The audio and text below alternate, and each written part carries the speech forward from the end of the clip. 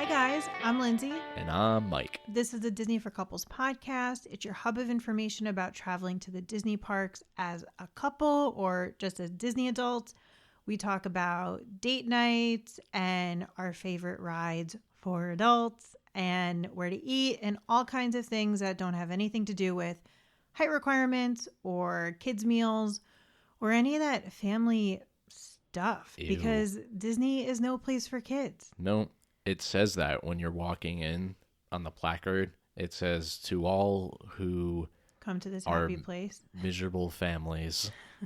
Hi. To all who come to this happy place, but not kids. Right. Don't come in. Right.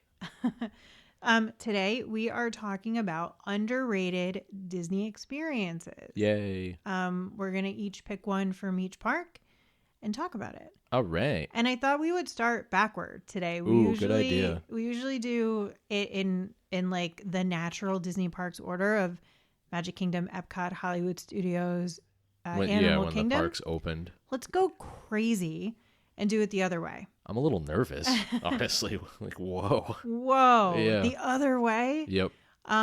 Okay, so why don't you start with your Animal Kingdom underrated experience? It's funny because we, to those who don't know, which is everybody, we just recorded another episode. And in that episode, Lindsay mentioned my underrated Animal Kingdom experience, which is, according to Disney's website, known as the Discovery Island Trails, which are the pathways and nooks and crannies of the Tree of Life. Love it. Yeah. I love them. We have a lot of good pictures from them. The animal etchings are 100% true, like craftsmanship, artisan, like all the way. They're some of the most extraordinary sculptures I've ever seen. If you call them, would you call that sculptures or Carvings? Carvings, Mm-hmm. yeah.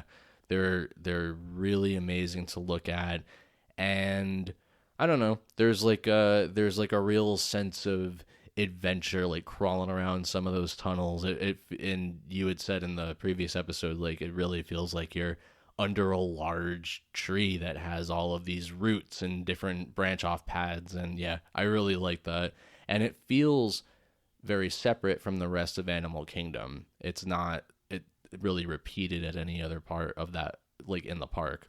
Yeah, and just for the record, you don't literally have to crawl, but there are like Right. walkthroughs that Yeah. feel like a little cavernous. I love that.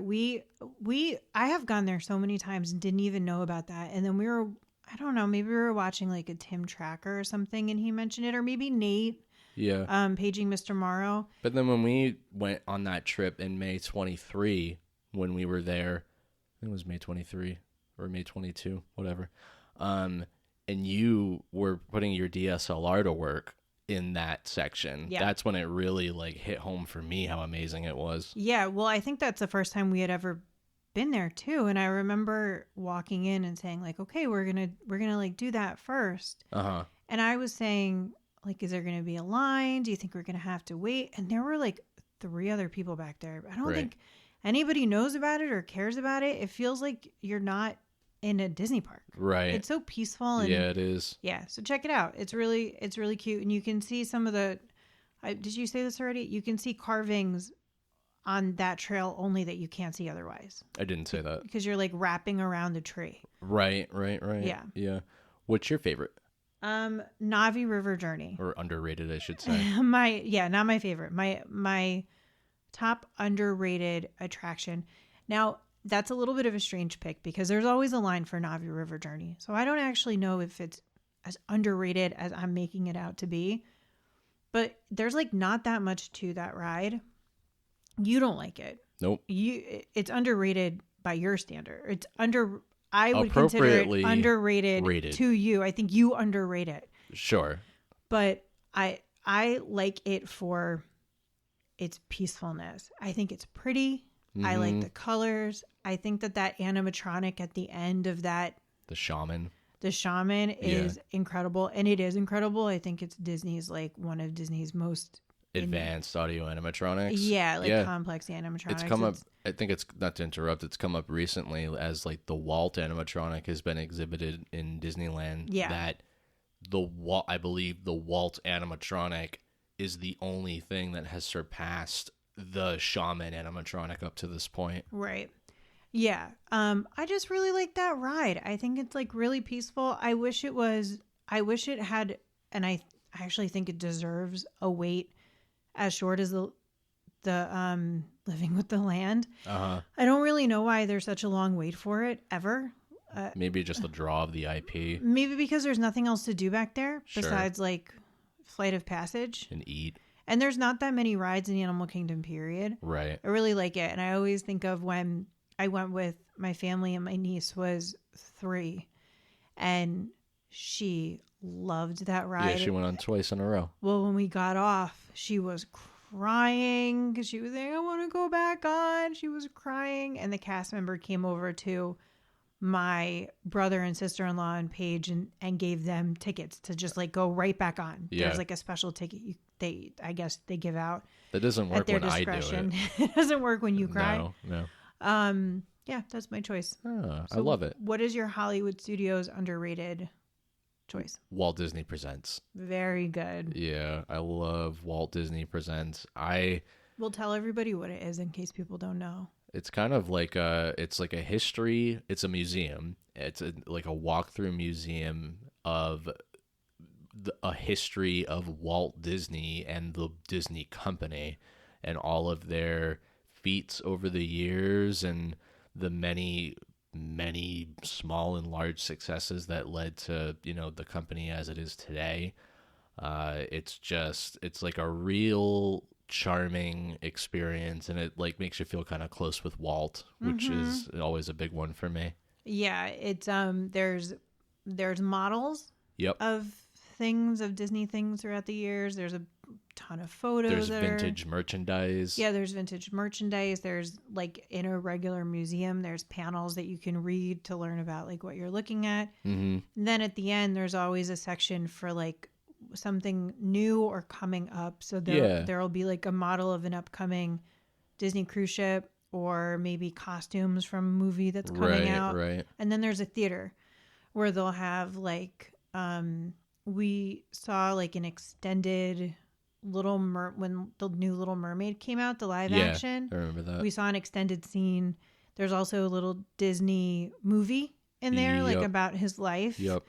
It's a great place to go if you're hot. Yeah. There's no wait. You just walk in. So I actually just read on Blog Mickey the other day that the Disney, I think it was the Disney Wish exhibit that was in there toward the end for a really, really long time has finally been removed. And there's speculation that they might put in maybe like a Monstropolis model. Oh, yeah. That'd be cool. Oh, fun. Yeah. Yeah. Yeah, I love that. There's been like a Walt Disney Museum-ish exhibit there for a really long time. I don't know if it was always where it is now, but I remember walking through years ago with my parents, and at the end of it, there was a part about like when he died. And there was this painting or something that I'm guessing one of the Disney animators had drawn, which was like an earth with Mickey's face on it. Crying, almost like looking like the like his profile, looking down and crying. It was so sad. And they talked a little bit about, was that in the museum? Yeah. Oh. Like I said, I don't know if the museum was where it is now. I picture it being laid out a little bit different, but there has been something like that there for a long time. I love that there. I think it's such a gem, and it's usually kind of empty. I don't know that a lot of people know it's there. I like it like that. I mean, I like that Disney has these pockets of places that aren't super popular because you really get to appreciate it. Totally. I almost picked as my underrated. Actually, I don't want to say what it is. Is it? Will you examine? Do we have crossover beforehand? We don't have any crossover. So I almost picked the Vacation Fund short as my underrated experience. Yeah. But it's too boring. Like, it's just what it is too boring for me. Like, you have to wait a long time to get in the theater for the film. And then when you get into the theater and you watch, what is it, like 3 segments from the Mickey Mouse shorts, like, it's nice and it's a nice break. But I totally prefer like going into Walt Disney Presents and taking as much time as I want, and there's never a line to get in. Like it's great. Yeah, I love Vacation Fun. I love the theater. It looks like the seats look like it. Mickey Mouse. That's not my choice, but I Yeah. love it there. And Vacation Fun, the film, is first of all what made us fall in love with those new Mickey shorts. Yeah. And it's also where they have afterward all the photo props. ops. Yeah, all the like the potato from Potato Land and stuff. My turn? Yeah. My underrated attraction at Hollywood Studios is Star Tours. Aw. What's funny about Disney World versus Disneyland is that in Disneyland, Star Tours is like a big deal. Mm-hmm. There's like always a line. It's really popular. And it's in Disneyland proper, right at the foot of Tomorrowland. Like as soon as you walk into Tomorrowland, Which makes it's sense. the right facing attraction. Yeah. Yeah. Yeah, because in Hollywood Studios, it's in the area that's like Star Wars themed before. Not really, though. No, a little bit. There's an at outside and stuff. There is, but it's separate from Galaxy's Edge. Right. It's separate from Galaxy's Edge because before Galaxy's Edge, that was a Star Wars area of the park because the park is all movies. And it's still cool. Like that at-at's awesome. Yeah, I love the at. If that's how you say that. I think it might be AT-AT. I call it an at. Sorry, Star Wars fans. Anyway, I have loved Star Tours my whole life. I still think it's a great ride. I love the update that they've done. I love the queue. I love it. I think the pre-show is fun. The updates that they have done are so good. I just think that those like simulations are so much fun. They are. And I think it's totally underrated. I mean, that ride is a walk-on most of the time. Yeah. And I don't know why it's so not popular. To me, it's a must ride when we go. I'm really disappointed when we leave Hollywood Studios and don't get to go on that. Yeah, we usually go on a couple times. Yeah, and I don't know why it's as unpopular as it is, because it's not like the film is still outdated or anything like that. And I think that those simulation rides are still fun. Yeah. I don't know. Maybe it's just like, but even before Galaxy's Edge, that wasn't crazy popular. It's just like not, I don't know if it's been there for so long or I don't know. All right. Go on it. Okay. I think it's great. Do you like it? You don't like it as much as I like it. I like Star Tours. I like the queue for Star Tours more than I like the actual ride. I really like when you're in that like main hangar section and the droid is scanning fake items and stuff. And he's messing up. Yeah. He's like getting overwhelmed with all the luggage. Yeah, I think it's so cute. And again, I think that people just like don't even notice that. Sure. That's what the queue is. Right. Okay. Want to do Epcot? Yeah. What's your Epcot underrated? The Mexico Folk Art Gallery. So when you first walk into the temple structure, there's like a square area that I would imagine a lot of people just stream right through because the big draw is the bazaar that's within the temple, like or pyramid, what have you. And then there's the Grand Fiesta tours, and there's restaurants, and shops. Right. But that square section, when we were there with the family, and you, Andy, and Paige went on Grand Fiesta, and I had stayed off it, I hung out in that space, and there's some really cool stuff there. It's like a really awesome celebration of Day of the Dead, and there's a lot of like tie into Coco, but there's true like folk art, and some of it is like really creepy, really unique. There's a lot of it. It's a museum basically, so you get to read about all the different types of folk art on the placards. It is underrated in my opinion. I totally agree. I love the display with all the tiny sugar skulls. Yeah. When you like walk in, they're kind of on your right, like if you're looking into the bazaar, I believe. Yeah, good pick. I like that there. I have a lot of great pictures from there from years ago when they introduced all the Coco stuff. But yeah, I always want to it is underrated. It's never very busy, that section, but I find that whenever I've gone in and I'm like, I want to really look at the stuff here, there's always one person in front of each display. Right. So it's not busy. Yeah, but they're just not too looking busy at the for me to displays. look. They're just getting a snack. They might be looking at their phone. They're booking a snack. Yeah. Yeah. Okay. What about you? My choice for underrated at Epcot is the Disney and Pixar Short Film Festival. Excellent. Very easy to walk by. It's practically hidden. Super easy to miss. Yeah. Yeah, and like I don't think it's extremely How do you get there? busy. Is it by It's behind the Imagination? It's behind Imagination. It's part of the Imagination Pavilion, and it's like behind the ride. Yeah. Yeah. So it's just super cute. Like, and again, another great place to go if it's really, really hot or raining or something like that. Because it's inside. You go inside, you're in a big waiting area. The waiting area reminds me a little bit of the Muppet 3D movie waiting area. I can see it's just that. kind of this big space. I mean, it's not themed like that or anything, but it's just this big space, but there's a bunch of TVs so you can kind of like watch. I don't know. I don't remember what's playing on them. Is it information about Pixar? I think it's a split. Like, I think you get some Disney info, Pixar info. It's like all historical stuff. Mm-hmm. Yeah, that's what I remember. We only did it once. Yeah, and you're not in the theater for very long, so that means that even if you have to wait for the show to empty out, you're not waiting for very long. It's just not a big deal to go. It's like easy to get to. It's easy to get into. Yep. But the Pixar shorts are just so cute. There's the one about the bird. Piper. Yeah. Is one of them about the old man? No. I think there are 3, right? Well, when we went, there was Piper. There was the one with the dog. Feast, which is great. Yep. And then there was the Mickey one, the like one where he comes out of the cartoon and into like 3-dimensional space. Oh yeah, that's like a new one. It's that's like Get made... That Horse or something like that. It's a newer Mickey short that's made to look like an old Mickey short. That's a great short. Yeah. And they're great. And the seating has like pneumatics built into it. Like as the shorts play out, like during certain sequences, your seating reacts to stuff on screen. Oh, I'm really happy. I didn't remember that. Yeah. I love that. That's just, and I don't know if they change the film sometimes, I think but they do. I mean, whatever it is, like I would go see different films. I would see the same films. I just really, really like that's there. Mm-hmm. And Pixar is Pixar.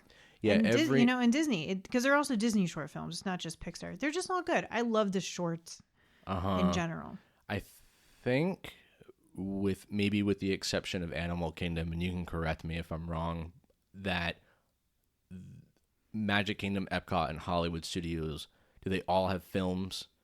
Like, this is the movie ride. Like, Magic Kingdom has Filler Magic. Epcot has the World Showcase shows. Yeah. So, and what's the other one you were saying? Hollywood like Studios, Walt Disney Presents, like the show at the end, Vacation Fun. Yeah.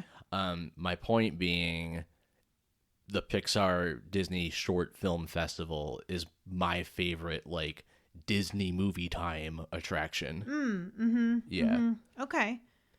Yeah, I think mine's still Vacation Fun. That's okay. Because I'm just in love with those Mickey and Minnie shorts. They're cute. No, but so that's fine. I really encourage anybody who's ever like, oh, we never do that. Like, do it. Excellent choice. It's really, and that I'm telling you, I think about Feast, that short with the dog. Yep. That's so like, it ends up being so deep. Remember, because it's about the guy who has the guy who loves junk food and emotionally eats and gains weight, and then when he's going through the breakup, and then the girlfriend introduces like healthier food, but the dog feels left out.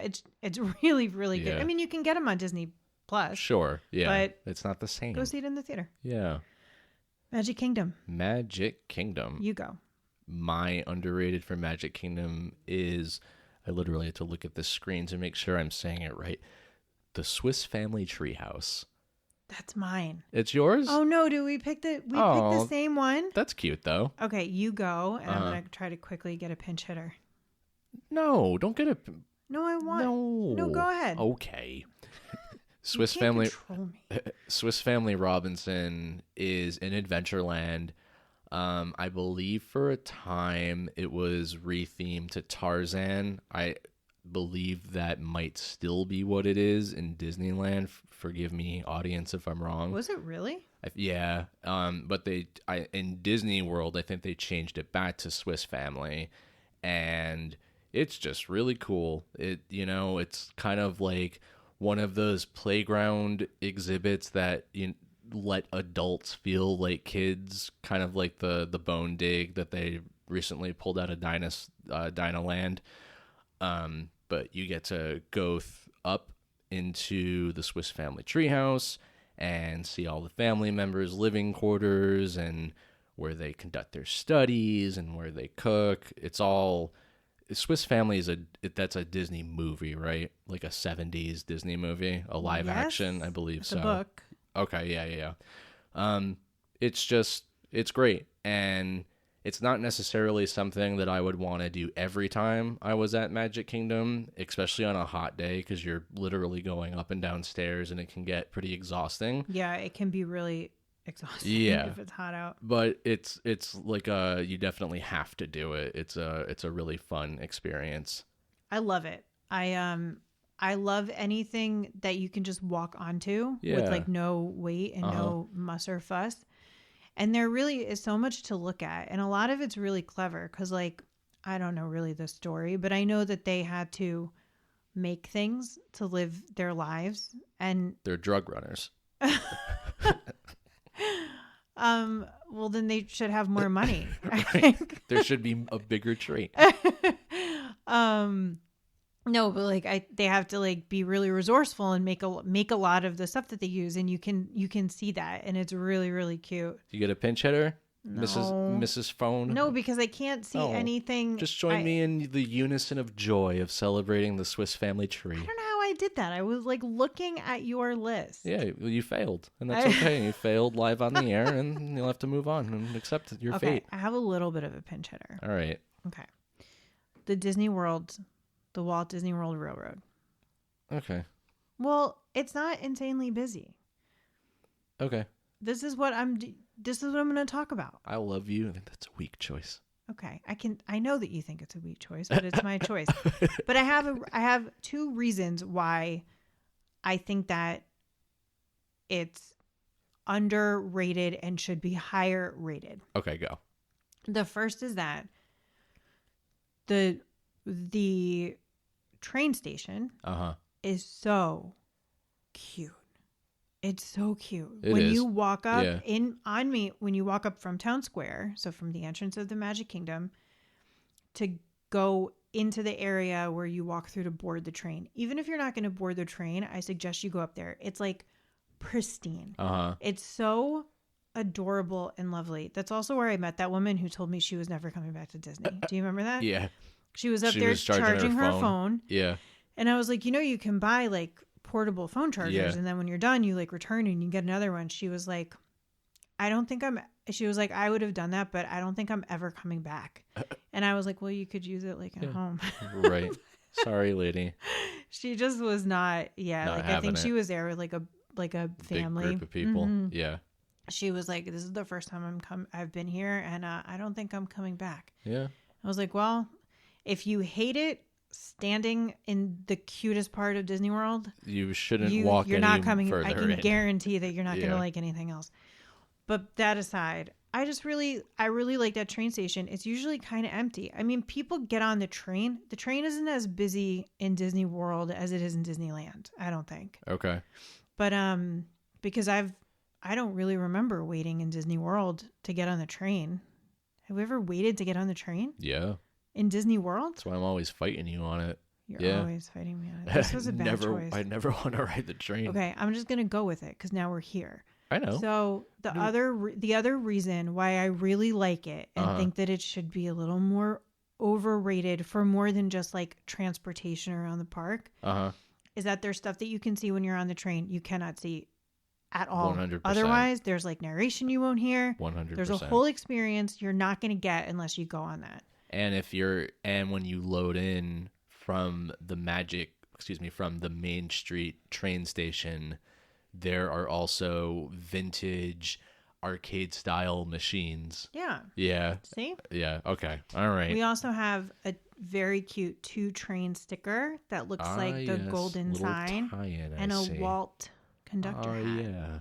The in man, the shop, the myth, the Walt. which we'll put in the show notes. Okay. Well, I dropped fun. the ball. I kind of set myself up for disappointment there because I said we were going to start backward and I led up to the failure. That was me. That's okay. Well, that's it. That's okay. Do you have anything? I don't really consider it a full failure. You're looking at me like it's a failure. I would call it I'd call it a C-. That's kind of a failure. Ask my mom. It's a failure. So, for Disney Thing of the Week, Mm-hmm. I'm going to talk a little about crime. You're 2 for 2 with negative Disney of the Week stuff. The last podcast we recorded was about something dying. But this is at least a little more of like a adventurous tale. So adventurous crime. Right. My favorite kind. So recently, there was a guy who, I'm not sure if he was staying at Disney World or not. I would think he would have to be in order to pull this off. After Disney Springs closed. Wait. What? Not necessarily, because you can get into Disney World and Disney Springs. Okay. Without staying at a resort. Sure. But I was also trying to think, like, where did he go after the fact? Like, where would you go? Probably not back to his Disney resort. Yeah. Okay. So anyway, after Disney Springs closed, a gentleman put on a full wetsuit with scuba gear, and he swam to the Paddlefish restaurant. This is ridiculous. He robbed it. He went into the restaurant. He made 2 cast members get away from him and stay away from him while he robbed the place. He robbed the restaurant of about $10,000 to $20,000, and then he went back in his watery pathway home. I have so many questions. Yep. Okay. And then the cast, for those listening, the cast members are fine. They immediately called 911. The guy is still at large. The last that I read, but yeah. Okay.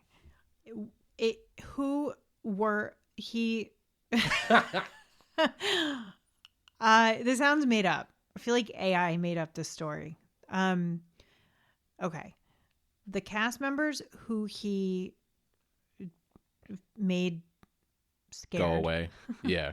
They were restaurant workers, or they were security? I think they were restaurant workers, this guy, because they were doing the cash count for this the guy end of the shift. Went through this trouble. Oh, I guess he needed to. So I wonder if he knew when the cash count was, because why is there that much cash? Nobody's paying in cash. Seriously, why is there that much cash at a restaurant? I don't know. I don't even mean why is the restaurant holding that much cash for security reasons? Mm-hmm. How in the world did that many people pay with cash? Mm-hmm. Today in 2025? I don't know. Who has cash? I don't know. We have $40 in the drawer that will be there for a year because I forget it's there. There's $40 in our drawer. Yeah. Just 42. Well, I thought this was a pretty extraordinary caper story. It's ridiculous. Yeah. Why is that? I guess he thought that was a good escape. I mean, they didn't catch him. It's not a bad escape. He's still doing all right so far. They'll get him, I'm sure. In a full wetsuit. Yeah. So he had to had something to carry the money and not get it wet. Yeah. I have 3. So I have 3 other. I have them on my document as other crazy incidents, and I can't stop thinking about this one though. Well, we'll come back to it, or maybe we won't. So my other incident, the first one on the list, happened in October 19. She's still thinking about it. Did he get out of the water honey. Soaking wet and go into the restaurant? Who knows? Let's call him. Did he get it? Did he have flippers? Let's call him. Did he have flippers on and he got out of the... Probably. Seriously, he probably though. had Donald Duck on them. Because he couldn't have Imagine taken... If they had Donald Duck. Donald Duck flippers. Yeah. He couldn't... What if his wetsuit had a Disney print? I mean... It was made to make you look like Mickey Mouse. Aww. Wait. So imagine... Lean back for a few. Imagine climbing out of that lake. Uh-huh. Which, for the record, could have gates, alligators, gators, because it's Florida. And you now he had to stay in his wetsuit because he had to get back in the water to swim, and he can't take his precious time to put a wetsuit back on. So he got out of the water and in a wetsuit. He like dripping wet went into a It's just so strange. It is. They have water shoes on? Did he slip? That's why it's the Disney thing of the week. So many questions. I hope when the cops catch him, they ask all these questions. They should call you to go and interview him. Mm-hmm. How bizarre. Right? And like, what a big scheme for such a small amount of money. I mean, that's not in the grand scheme of things. That's like that's not a ton of money to risk getting into however much trouble you would get into for that. Right. And your plan only let you go to like one place. I feel like we didn't think it through. And I say we as in the criminals who yeah. Yeah. All right. I'm moving on before we become criminals. Please. If not, just shut the microphone off because I'm not going to stop. Go ahead.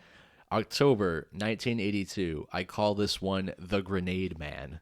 So there was a guy sitting at what sounds like TTC, cradling a grenade. Oh. So he just had a grenade that was, according to him, like not an operative grenade, and it had like... It was his comfort grenade.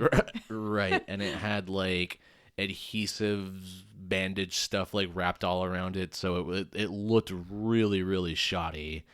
And I don't know too much more about this story, but I read something that said like, this is law enforcement, where they said something like, yeah, it was like, you know, it was dead, but if you added one chemical, it would become like a fully active grenade. Right. You also can't bring an unloaded gun in because it won't kill you. Right. Yeah. Right.